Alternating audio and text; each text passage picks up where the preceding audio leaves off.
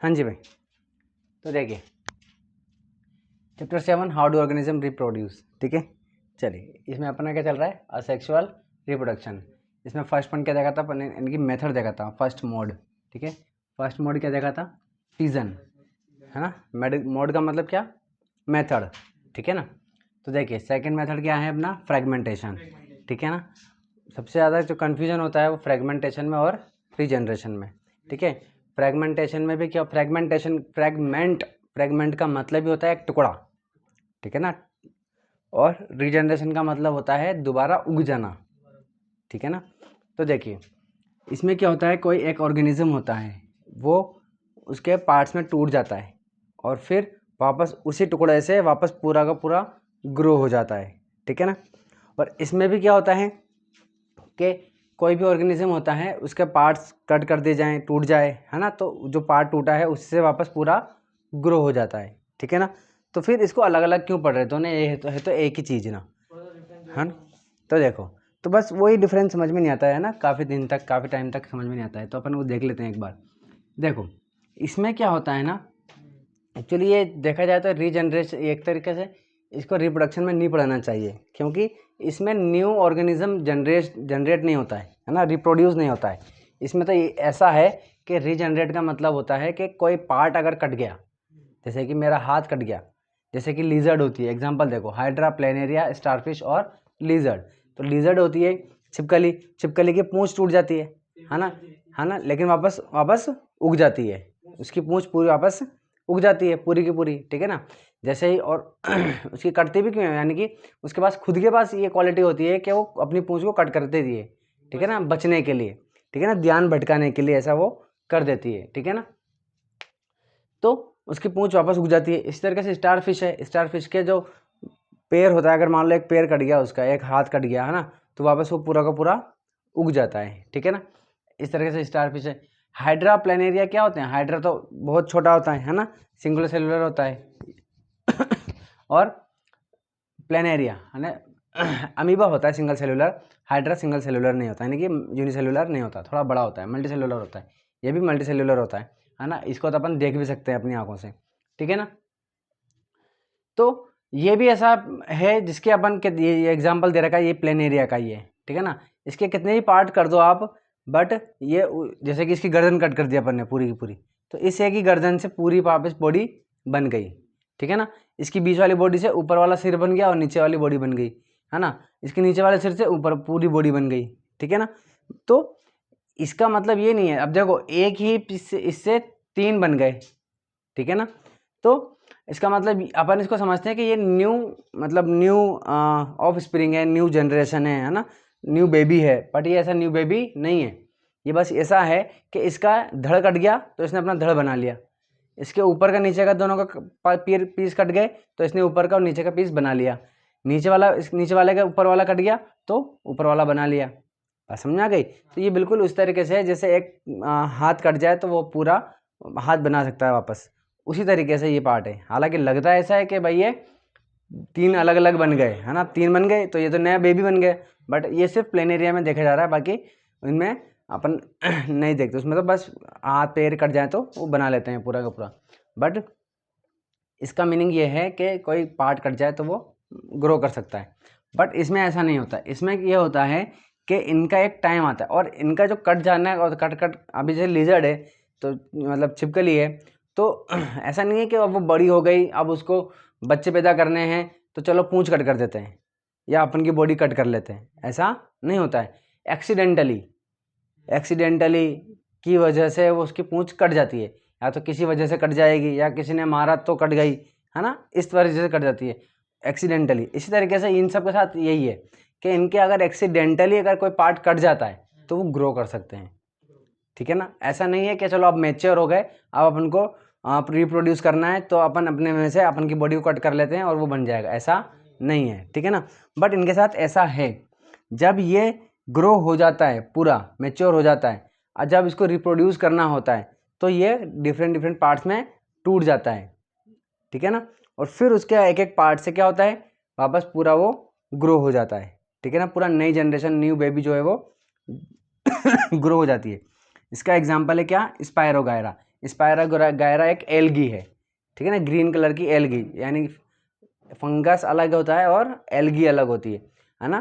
तालाब में जो ग्रीन ग्रीन दिखाई देता है ना, वो होता है हमारा ग्रीन एल्गी, ठीक है ना, स्पायरोगायरा, है ना।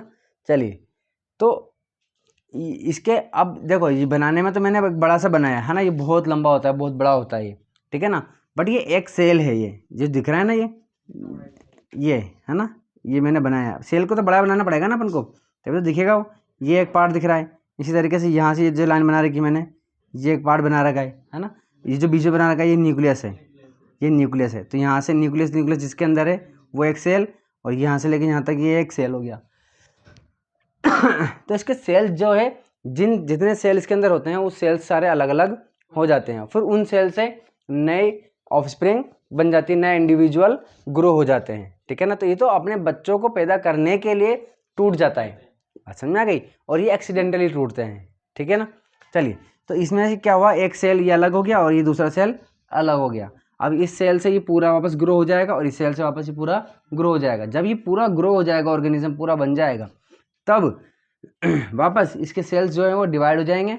जब इसका जब ये मैच्योर हो जाएगा, जब इसको वापस रिप्रोड्यूस करना होगा, तो इसके सेल वापस डिवाइड हो जाएंगे और फिर वापस उनसे, इसीलिए बहुत ही जल्दी से आप देखते हो कि जो तालाब होता है उसमें पानी फटाफट पूरा उसमें एल्गी जम जाती है, बहुत जल्दी से जम जाती है ना। इसका रीज़न ये है कि वो सेल्स सारे डिवाइड हो जाते हैं, वापस वहाँ पर ग्रो हो जाते हैं, ठीक है ना। ये न्यूक्लियस है, और ये जो दिख रहा है ये सेप्टा है। सेप्टा का मतलब यहाँ से ये सेपरेट हो रहे हैं, ये जो न्यूक्लियस है यहाँ पर, मतलब सॉरी, ये सेल जो है वो सेपरेट हो रहे हैं। और ये जो लंबे लंबे दिखाई दे रहे हैं, ये क्या है, स्पाइरल क्लोरोप्लास्ट है, ठीक है। और ये दोनों क्या हो गए, ग्रोइंग फ्रेगमेंट्स। फ्रेगमेंट का मतलब है टुकड़े, ठीक है ना। ठीक है। चलिए, तो फ्रेगमेंट देख लेते हैं क्या लिखा हुआ है। इन दिस द बॉडी, इसमें the body of an organism, एक ऑर्गेनिज्म की बॉडी सिंपली ब्रेकअप, सिंपल तरीके से टूट जाती है, ठीक है ना। मतलब सिंपली और कुछ नहीं है, बस टूट जाती है, मतलब ज़्यादा कॉम्प्लेक्स वाली बात नहीं है, बस टूटना है। इनटू स्मॉलर पीसेस, छोटे छोटे टुकड़ों में टूट जाती है, और फ्रेगमेंट्स या छोटे छोटे टुकड़ों में टूट जाती है। ऑन मैच्योरेशन, कब, जब वो मैच्योर हो जाते हैं, जब वो ग्रो हो जाते हैं, बड़े हो जाते हैं, ठीक है। जैसे कि हमारे घर में जो छोटे बेबी होते हैं, अभी वो लायक नहीं है, अभी मैच्योर नहीं है ना। फिर धीरे धीरे बड़े हो जाते हैं, 20 साल के, 25 साल के हो जाते हैं, है ना। जब वो पूरे मैच्योर हो गए, तब उनकी शादी की जाती है कि भाई अब शादी करो, अब आप बच्चे पैदा करो। ऐसा नहीं है कि बेबी हुआ, चलो चलो तुम बच्चे पैदा करो, वो तभी वो खुद ही मैच्योर नहीं है ना। इसीलिए तो मैच्योरेशन की बात कर रहे हैं अपन। तो जब वो ग्रो होकर के पूरा मैच्योर हो गया, तब वो फ्रेगमेंट में टूट जाते हैं। Each fragment subsequently grows to form a new organism. ये क्या लिखा हुआ है, ऑर्गेनिज्म। तो जो एक एक टुकड़ा होता है वो पूरा ग्रो हो जाता है, और ग्रो होकर के क्या बनाता है, एक न्यू ऑर्गेनिज्म को बना लेता है। रीजनरेशन में क्या होता है, in this a fully differentiated organism, पूरा का पूरा जो ऑर्गेनिज्म होता है, हैव द एबिलिटी, उसके पास पूरे ऑर्गेनिज्म में उसके पूरे के पास एक एबिलिटी होती है, क्या करने के लिए, to grow their body parts, उसके बॉडी पार्ट्स को ग्रो करने की उसके एबिलिटी होती है पूरी बॉडी के अंदर, ठीक है ना।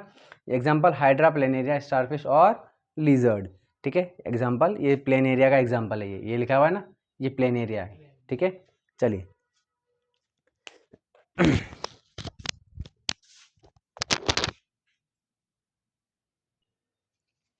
हाँ जी भाई, देखिए बडिंग क्या कह रहा है, in this a daughter organism, यानी कि इसमें, इन दिस का मतलब है इस प्रोसेस में एक डॉटर ऑर्गेनिज्म जो होता है उसे बना दिया जाता है फ्रॉम अ स्मॉल प्रोजेक्शन, एक छोटे से प्रोजेक्शन से बना दिया जाता है, नोन एज बड, जिसको बड कहते हैं, ठीक है। It develops as an outgrowth due to repeated cell division at one specific site on the parent body. ये जो बड है, ये क्या होता है, पेरेंट बॉडी की किसी भी जगह पर, किसी भी, ये पेरेंट बॉडी है, इसके किसी भी हिस्से पर क्या हो जाता है, ग्रो हो जाता है, ठीक है ना। किसकी वजह से होता है, सेल डिवीजन की वजह से, रिपीटेड सेल डिवीजन, बार बार सेल डिवीजन होकर के वहाँ पर ग्रो हो जाता है। एक आउट ग्रोथ, यानी कि बॉडी के जैसी बॉडी होती है उसमें से एक पिंपल जैसा निकल जाता है, ठीक है ना, और फिर वो डेवलप हो जाता है, ठीक है। इसी को अपन क्या बोलते हैं, बडिंग, ठीक है ना। एग्जाम्पल क्या है, हाइड्रा और यीस्ट। जैसे कि ये क्या है, हाइड्रा है, ठीक है ना। तो इसमें इसकी बॉडी पे एक छोटा सा पिंपल निकल गया, आउट ग्रोथ, क्या है, ये एक आउट ग्रोथ है, ठीक है ना। अब इसमें सेल डिवीजन होगा धीरे धीरे धीरे धीरे, सेल डिवीजन होकर के थोड़ा थोड़ा धीरे धीरे बढ़ेगा, बड़ा होकर के ये पूरा एक ऑर्गेनिज्म बन जाएगा। अब एक ऑर्गेनिज्म बनने का मतलब क्या है, यानी कि एक छोटा हाइड्रा बन जाएगा। अब छोटा हाइड्रा बनने का मतलब क्या है कि जैसे एक छोटा बेबी होता है, उसका पास साइज़ छोटा होता है, बाकी उसके पास सारे ऑर्गन होते हैं जो एक बड़े इंसान के पास होते हैं। बात समझ में आ गई, लेकिन वो साइज़ में छोटा होता है। बिल्कुल इसी तरीके से यहाँ पर इसके ग्रो होने का मतलब या डेवलप होने का मतलब ये है कि ये साइज़ में छोटा रहेगा, बाकी पूरा बन चुका होगा, है ना। जितना पूरा हाइड्रा, जो सब कुछ हाइड्रा में होता है वो इसमें होगा, ठीक है ना। बस ये साइज़ में छोटा होगा, इसके बराबर का नहीं होगा ये कि पूरा ग्रो हो जाएगा, यहाँ पूरा बड़ा हो जाएगा और फिर जाकर के अलग होगा, नहीं। जब ये पूरा पूरा हाइड्रा बन जाएगा, अब ये पूरा हाइड्रा है क्या? नहीं। ये भी पूरा हाइड्रा है क्या? नहीं है। अब ये पूरा हाइड्रा बन गया, है ना, और फिर बाद में इसकी बॉडी से ये अलग हो जाता है। फिर ये हाँ, फिर जैसे छोटा बेबी बढ़ाता होता है वैसे ये, हालांकि इसमें एक डायग्राम और आना चाहिए था जिसमें ये यहाँ से अलग हो जाता है और ये अपने आप डेवलप होता है, ठीक है ना। तो बिल्कुल उसी तरीके से है यहाँ पर, ये बात समझ में आ गई। तो इसी को अपन, ये जो आउट ग्रोथ है इसको क्या बोलते हैं अपन? बड बोलते हैं, ठीक है ना। और इस तरीके से एक ऑर्गेनिज्म का बनना क्या कहलाता है? बडिंग कहलाता है, ठीक है ना। चलिए कल पढ़ेंगे अपन क्या? Vegetative propagation.